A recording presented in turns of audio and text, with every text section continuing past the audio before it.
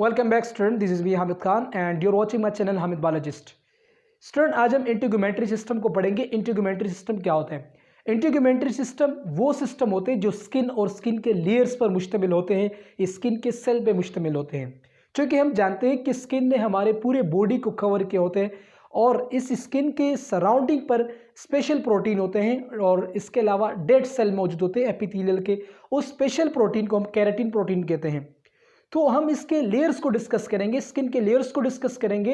Skin का most outer layer जो है उसे हम एपिडर्मिस कहते हैं। इस एपिडर्मिस के मोस्ट आउटर पार्ट के ऊपर ये प्रोटेक्टिव शीट मौजूद होते हैं और इस प्रोटेक्टिव शीट का नाम है एपिडर्मिस केराटिनाइज प्रोटीन, यानी कि एपिडर्मिस के ऊपर ये केराटिन प्रोटीन मौजूद होते हैं। तो इसके बाद एपिडर्मिस के नीचे पोर्शन में डर्मिस एक पोर्शन है जिसके अंदर मल्टीपल सेल्स मौजूद होते हैं, डिफरेंट काइंड्स ऑफ सेल्स मौजूद होते हैं। हम एपिडर्मिस को डिस्कस करेंगे। एपिडर्मिस से हेयर फॉलिकल्स भी निकलते हैं, इसके अलावा डक्ट्स भी निकलते हैं जिससे स्वीटिंग होते हैं, यानी कि स्वीट ग्लैंड्स भी इसके बेस पे मौजूद होते हैं। इन सब को हम डिटेल से पढ़ेंगे, लेकिन सबसे पहले हम एपिडर्मिस को पढ़ेंगे कि एपिडर्मिस क्या होता है। एपिडर्मिस जो है ये most outer part of skin, यानी कि स्किन का मोस्ट आउटर पार्ट है और इसके अंदर मल्टीपल सेल्स मौजूद होते हैं। तो इसको हमने यहाँ पे ड्रॉ किया। इसके बेस पे जो है बेसमेंट मेम्ब्रेन के ऊपर सेल्स मौजूद होते हैं और ये सेल्स जो है ये डिवाइड करते हैं, यानी कि जब ये सेल डिवाइड होते हैं तो इसके डिवीजन से ये सेल माइग्रेट होते हैं और ऊपर टॉप बेस पे जो है बेस से यानी कि टॉप पर कन्वर्ट हो जाते हैं ड्यू टू माइग्रेशन। इसके अलावा हम एपिडर्मिस के अंदर जो मल्टीपल सेल्स है उसको हम डिस्कस करेंगे। पहले सेल का नाम है, जो ब्लैक से यहाँ पे ड्रॉ किया, इसका नाम है स्ट्रेटम कॉर्नियम। स्ट्रेटम कॉर्नियम जो ये पहला लेयर है, सेल का पहला लेयर है, एपिडर्मिस पोर्शन में ये पाए जाते हैं। इसके बाद जो ब्लू से हमने ड्रॉ किए हैं इसका नाम है स्ट्रेटम लूसिड्रम। स्ट्रेटम लूसिड्रम।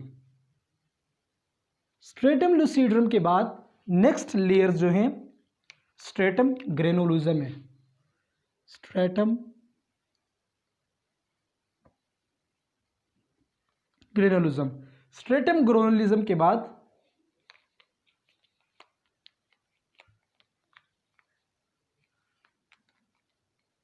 स्ट्रेटम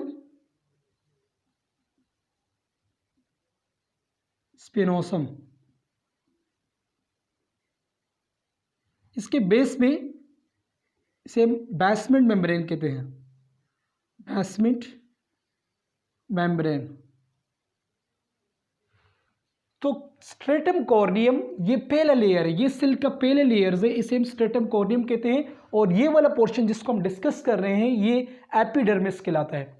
तो stratum corneum is the first layer of cell. Stratum lucidum second layer है सेल का। Stratum granulosum third layer. Stratum spinosum जो है ये लास्ट लेयर है और इसके बेस पे बेसमेंट सेल मौजूद होते हैं जो बेसमेंट मेम्ब्रेन के ऊपर पड़े हुए होते हैं, इसे हम बेसमेंट मेम्ब्रेन कहते हैं। यहाँ पर डिफरेंट सेल भी मौजूद होते हैं, हमारे इम्यून सिस्टम के सेल भी मौजूद होते हैं। इसके अलावा जो पिगमेंटेशन होते हैं, हमारे स्किन में कलर होते हैं, वो सेल भी प्रोड्यूस होते हैं और इसको हम डिस्कस करेंगे। सो जो रेड से मैंने ड्रॉ किए हैं यहाँ पे, ये रेड वाले सेल जो है, इस रेड सेल का नाम है लैंगरहैंस सेल्स।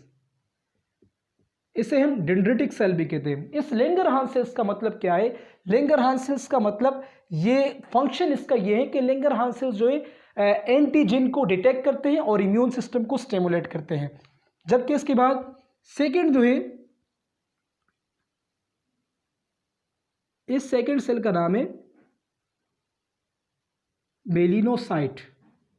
मेलिनोसाइट का काम क्या होता है? मेलिनोसाइट्स हमारे स्किन के अंदर पिगमेंट प्रोड्यूस करते हैं, यानी कि जो हमारे स्किन के अंदर डार्क पिगमेंट होते हैं वो पिगमेंट मेलिनोसाइट के हो जाते हैं। मेलिनोसाइट बेसिकली मेलानिन प्रोड्यूस करते हैं और मेलानिन एक लेयर है जो हमारी स्किन के अंदर कलर डार्कनेस प्रोड्यूस करते हैं। इसके अलावा मेलिनोसाइट स्टिमुलेटेड हार्मोन है, एक हार्मोन है जो पिट्यूटरी ग्लैंड रिलीज करके मेलिनोसाइट्स को स्टिमुलेट करते हैं और कलर के जो कलर होते हैं, पिगमेंटेशन होते हैं, वो प्रोसेस स्टार्ट हो जाते हैं, हमारे स्किन के अंदर कलर अपियर हो जाते हैं।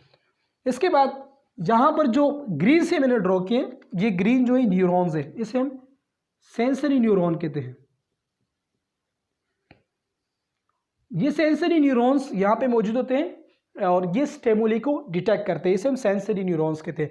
इसके बाद हम डर्मिस वाले पोर्शन को अगर जाए तो डर्मिस पोर्शंस के अंदर आर्टरीज और वेंस का तबादला होता है, यानी यहाँ के अंदर जो स्किन के अंदर सर्कुलेशन होती है, ब्लड की सर्कुलेशन होती है, आर्टरीज और वेंस मौजूद होते हैं, कैपिलरीज मौजूद होते हैं। इसके अलावा स्पेशल सेल्स मौजूद होते हैं और उस स्पेशल सेल का नाम है फिब्रोब्लास्ट। सेल का नाम है फिब्रोब्लास्ट। फिब्रोब्लास्ट सेल जो है ये हमारे स्किन के अंदर एक्स्ट्रा सेलुलर कोलेजिन प्रोड्यूस करते हैं, और ये एक्स्ट्रा सेलुलर कोलेजिन जो है ये हमारे बॉडी के अंदर जो बेस पे जिससे डर्मिस लेयर है, उस डर्मिस लेयर के अंदर कनेक्टिव टिश्यूज की क्वांटिटी को बढ़ाते हैं। इसके अलावा यहाँ पर जो रोड लाइक स्ट्रक्चर मौजूद है, इस रोड लाइक स्ट्रक्चर को हम कोलेजिन कहते हैं। ये कोलेजिन एक्स्ट्रा सेलुलर कोलेजिन है, एक्स्ट्रा सेलुलर कोलेजिन है, और ये फिब्रोब्लास्ट प्रोड्यूस करते हैं हमारे डर्मिस पोर्शन में। तो फिब्रोब्लास्ट क्या है? फिब्रोब्लास्ट जैसे मैंने आपको पहले बताया, फिब्रोब्लास्ट जो ये हमारे स्किन के अंदर कोलेजिन प्रोड्यूस करते हैं और इसके साथ मैट्रिक्स भी प्रोड्यूस करते हैं, और ये स्पेशल किस्म के कनेक्टिव टिश्यू की सेल है, जबकि ये कोलेजिन जो है ये भी स्पेशल कनेक्टिव टिश्यू के सेल है कोलेजिन। इसके बाद हम डर्मिस पोर्शन की तरफ अगर आए तो डर्मिस पोर्शन में यहां पे फिब्रोब्लास्ट सेल मौजूद है, फिब्रोब्लास्ट के अलावा कोलेजिन मौजूद है, और मास्ट सेल, ये जो ब्लू से ड्रॉ किए इसे मास्ट सेल कहते हैं। मास्ट सेल जो है ये हिप्रिन प्रोड्यूस करते हैं हमारे बॉडी के अंदर, इसके भी इम्यून सिस्टम के अंदर रोल है, स्पेशली हाइपर सेंसिटिविटी के दौरान मास्ट सेल का अहम रोल होता है। इसके बाद हम यहाँ पे जो एपिडर्मिस लेयर में और डर्मिस यानी कि एपिडर्मिस के नीचे जो डर्मिस लेयर है, यहाँ पर जो हेयर फॉलिकल्स मौजूद है, इरेक्टर पालाई मसल्स है, इसको हम डिस्कस करते हैं। तो सबसे मोस्ट आउटर पार्ट को पिलोसेबेशियस यूनिट कहते हैं, इस एरिया को कहते हैं पिलोसेबेशियस यूनिट, और ये पिलोसेबेशियस यूनिट यहाँ मौजूद होता है। पिलोसेबेशियस यूनिट से हेयर निकलते हैं, और ये हेयर बेसिकली नीचे हेयर फॉलिकल्स के साथ जुड़े होते हैं। हेयर फॉलिकल्स के जो है ये इरेक्टर पालाई मसल्स के साथ जुड़े होते हैं। इस ब्लैक का नाम है इरेक्टर पालाई मसल्स, और ये कहलाते हैं हेयर फॉलिकल्स, जबकि ब्लू वन स्वीट डक्ट कहते हैं। स्वीट डक्ट, यहां से स्वीटिंग का प्रोसेस स्टार्ट होता है, यानी कि जो स्वीटिंग होती है, जो पसीना निकलता है, वो स्वीट ग्लैंड से प्रोड्यूस होते हैं। जबकि ग्रीन वन सीबेशियस यूनिट है और सीबेशियस ग्लैंड, जबकि यहां स्वीट ग्लैंड को एपोक्राइन ग्लैंड भी कहते हैं। स्किन ग्लैंड का नाम जो है स्किन डक्ट, जहां से स्किन डक्ट निकलते हैं उसे एपोक्राइन ग्लैंड भी कहते हैं। तो पिलोसेबेशियस यूनिट के बेस में हेयर्स जो है निकलते हैं, और हेयर्स को इरेक्टर पालाई मसल्स ने कंट्रोल में लिया होते हैं, यानी कि जब हेयर स्ट्रेट होते हैं तो इरेक्टर पालाई मसल्स इसके ऊपर फोर्स जनरेट करते हैं, और उस फोर्स को जैसे हेयर जो है स्ट्रेट हो जाते हैं, और इरेक्टर पालाई मसल्स जब रिलैक्स हो जाते हैं तो हेयर भी हमारे स्किन के ऊपर ले हो जाते हैं। इस तरह जो स्वीट ग्लैंड है, स्वीट ग्लैंड हमारे बॉडी के अंदर स्वीटिंग का प्रोसेस करते, एक्सक्रीशन करते, और हमारे बॉडी के टेम्परेचर को रेगुलेट करते हैं। जबकि इसके बाद जैसे मैंने आपको बताया कि यहाँ पर जो स्पेशल सेंसरी न्यूरॉन्स हैं, ये सेंसरी न्यूरॉन्स हमारे इम्यून सिस्टम को स्टिमुलेट करते हैं, एंटीजन की डिटेक्शन करते हैं, सेंसरी रिसेप्टर इसके ऊपर पाए जाते हैं, टेम्परेचर के रिसेप्टर पाए जाते हैं, इसके ऊपर टच के रिसेप्टर पाए जाते हैं, मल्टीपल रिसेप्टर्स जो हैं सेंसरी न्यूरॉन के ऊपर पाए जाते हैं। इसके बाद इसके बेस में जिसे हम हाइपोडर्मिस कहते हैं, हाइपोडर्मिस के अंदर आर्टरीज और वेन्स होते हैं, और हाइपोडर्मिस के दो पोर्शंस हैं, एक का नाम है सुपरफिशियल फेशिया और सेकंड जो है डीप फेशिया।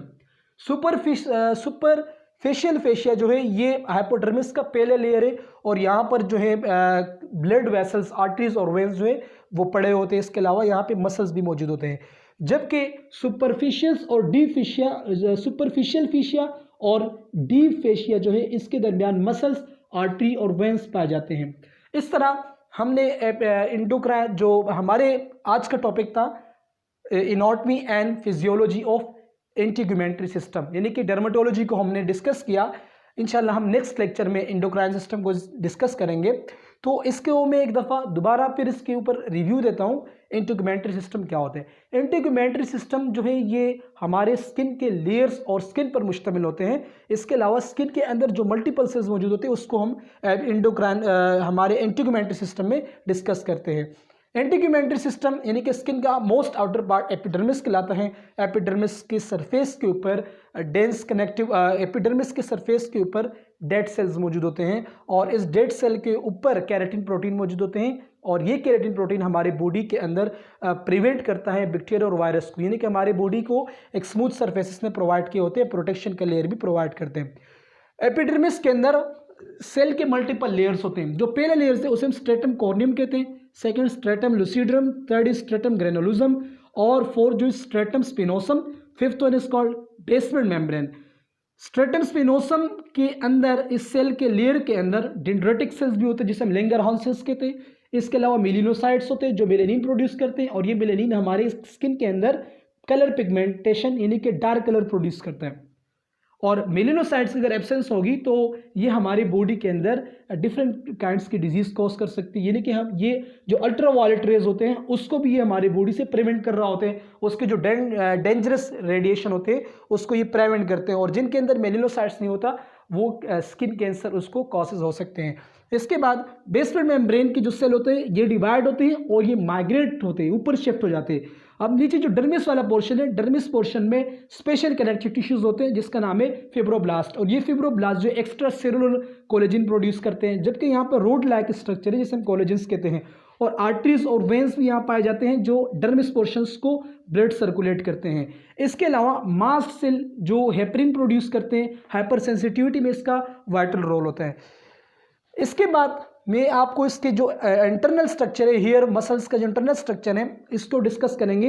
हेयर्स जहाँ से निकलता है उसे हेयर फॉलिकल्स कहते हैं।